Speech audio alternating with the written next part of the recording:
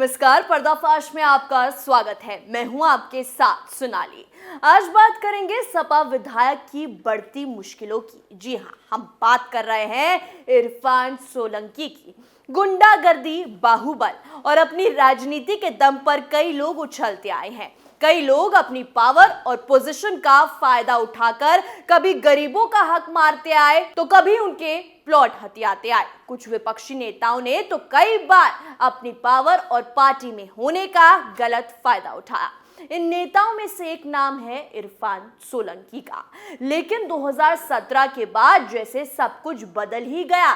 जो लोग अपनी दबंगई दिखा रहे थे, नेता हो या माफिया, सब जेल चले गए। एक के बाद एक उनकी गुंडागर्दी से हथियाए हुए पैसों से बने उनके शानदार मकानों पर चला योगी का बुलडोजर। कई लोगों की न जाने कितने करोड़ की संपत्ति कुर्क हुई। अब इस लिस्ट में नाम आ चुका है इरफान सोलंकी का।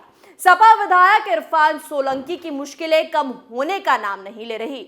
जेल में बंद विधायक के खिलाफ 8 मुकदमे दर्ज हैं, जिनमें 2 में चार्जशीट लग चुकी है। अन्य मुकदमों की चार्जशीट दाखिल करने की तैयारी है। अब पुलिस कमिश्नर के पास 150 करोड़ रुपए की संपत्ति की सूची पहुंची है, जिसको जब्त करने की तैयारी चल रही है। तो आज पर्दा उठाएंगे 150 करोड़ की संपत्ति पर बड़े एक्शन से और इरफान सोलंकी के पापों से।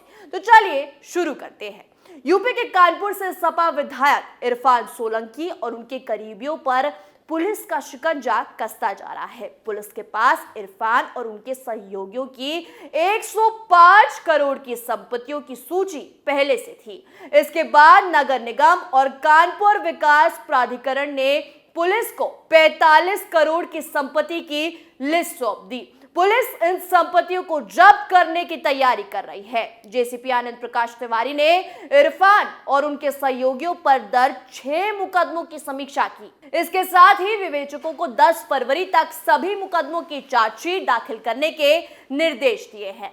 सपा विधायक इरफान सोलंकी पर विवादित प्लॉट पर बनी झोपड़ी में आग लगाने, फर्जी आधार कार्ड से हवाई यात्रा करने, बांग्लादेशी नागरिक को प्रमाण पत्र देने, रंगदारी मांगने, मोरंग कारोबारी की 400 गज जमीन पर कब्जा करने, पुलिस से अभद्रता करने समेत गैंगस्टर की कार्रवाई की गई है।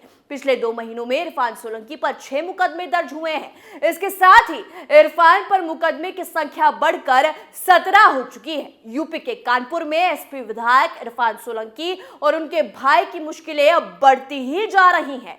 मुस्लिम महिला का विवादित प्लॉट एसपी एमएलए के गले की फांस बनता जा रहा है। पीड़ित पक्ष ने विधायक और उनके भाई पर झोपड़ी में आग लगाने का आरोप लगाया है। इस घटना के बाद सीएम योगी आदित्यनाथ की पुलिस एक्शन मोड पर आ चुकी है। पुलिस ने एमएलए और उनके भाई पर गंभीर धाराओं में मुकदमा दर्ज किया है। इसके साथ ही कानपुर कमिश्नरेट पुलिस ने उनकी गिरफ्तारी के लिए आवास में दबिश दी है। विधायक का भाई बीते 5 साल से प्लॉट पर कब्जा करने का प्रयास कर रहा था, लेकिन इरफान सोलंकी ने जो इस पीड़ित परिवार के साथ गुंडागर्दी की, उसका हिसाब अब योगी ले रहे हैं, क्योंकि इरफान सोलंकी ने इस पीड़ित परिवार के साथ क्रूरता की सारी हदें पार कर दी। चलिए आपको इरफान सोलंकी की क्रूरता की एक झलक बताते हैं। बाहुबल के दम पर कब्जे की कोशिश नजीर फातिमा के साथ हुई। नजीर फातिमा ने बताया कि मेरे प्लॉट के बगल में सपा विधायक और उनके भाई रिजवान सोलंकी का पुराना मकान है। उन्होंने बताया कि मेरे प्लॉट पर उनकी नीयत शुरू से खराब थी। प्लॉट पर कब्जा करने के लिए सोलंकी परिवार ने परेशान करना शुरू कर दिया। उनकी नजर में यह विवादित जमीन थी। बाहुबल के दम पर सोलंकी परिवार प्लॉट पर कब्जा करना चाहता था। 5 साल पहले रिजवान ने प्लॉट के 200 वर्ग मीटर जमीन पर दीवार खड़ी कर कब्जा करने की कोशिश करने लगा, जिसका विरोध फातिमा के पति कासिद हुसैन ने किया। बिजली का कनेक्शन तक नहीं होने दिया। नजीर फातिमा के मुताबिक पति कासिद ने विरोध किया तो सोलंकी परिवार ने धक्का दे दिया था, जिससे उसके सर पर चोट आई और इलाज के दौरान पति की मौत हो गई।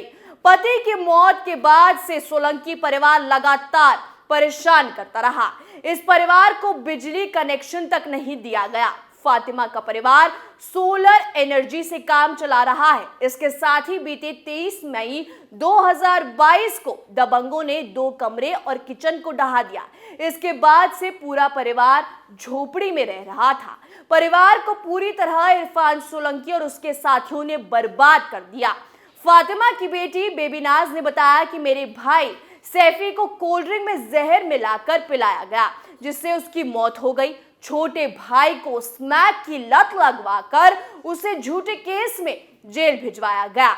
उसको नशे की लत लगवाकर पागल कर दिया। फातिमा का पूरा परिवार दहशत में रह रहा है। पुलिस उनकी सुनती नहीं, लेकिन अब तो योगी की पुलिस है।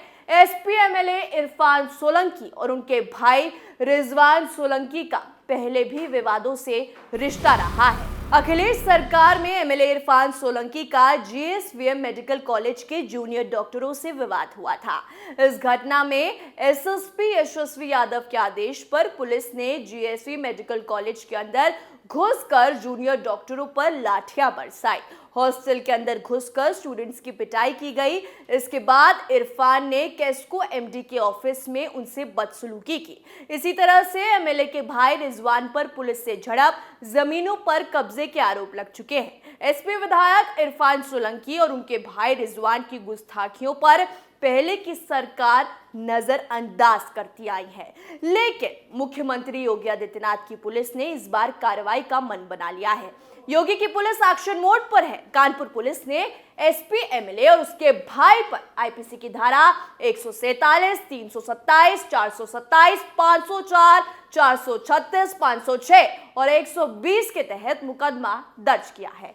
इसके साथ ही अब गिरफ्तारी के लिए दबिश दी जा रही है। पुलिस ने गैंगस्टर की कार्रवाई में विधायक इरफान सोलंकी, भाई रिजवान सोलंकी, विधायक के गुर्गे हिस्ट्री शीटर इजराई आटेवाला, शौकत अली, मोहम्मद शरीफ को आरोपी बनाया था। इरफान को इस गैंग का लीडर बनाया था। आरोप है कि विधायक इरफान सोलंकी ने गैंग बनाकर वसूली, जमीन कब्जाने का काम किया। गैंगस्टर एक्ट के तहत ये सभी संपत्तियां जब्त की जाएंगी। जबकि इरफान सोलंकी ने विधानसभा चुनाव में झूठ बोला। उन्होंने अपने घोषणा पत्र में 10 करोड़ की संपत्ति दिखाई। योगी के राज में आप भी जानते हैं कहां चलने वाली है किसी की दबंगई। अब गरीबों से छीनी हुई संपत्ति पर योगी ने तगड़ा एक्शन लिया है। 105 करोड़ की संपत्ति पहले ही चिन्हित कर ली गई थी, जिसमें जाजमऊ हमराज कंस्ट्रक्शन की संपत्तियां शामिल थी। लेकिन नगर निगम और केडीए ने इरफान सोलंकी और उनके सहयोगियों के संपत्ति की सूची सौंप दी है। इस तरह से पुलिस कमिश्नर के पास 150 करोड़ की अवैध संपत्ति की सूची पहुंच चुकी है। तो इरफान की करतूतों का तो आपको पता चल गया, लेकिन अब जो फिल्म इरफान ने शुरू की वो योगी खत्म करेंगे। पर्दाफाश में आज के लिए इतना ही। देखते रहिए कैपिटल टीवी। नमस्कार।